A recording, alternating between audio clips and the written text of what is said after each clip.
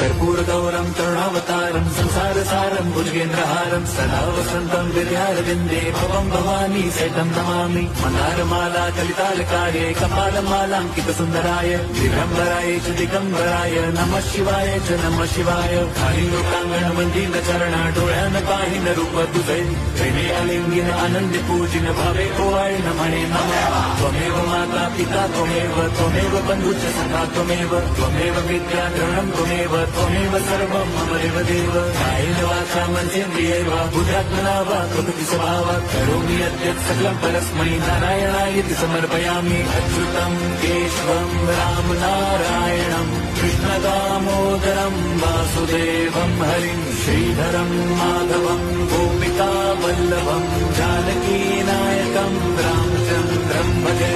Hare Ram Ram Ram Hare Hare, Hare Krishna Hare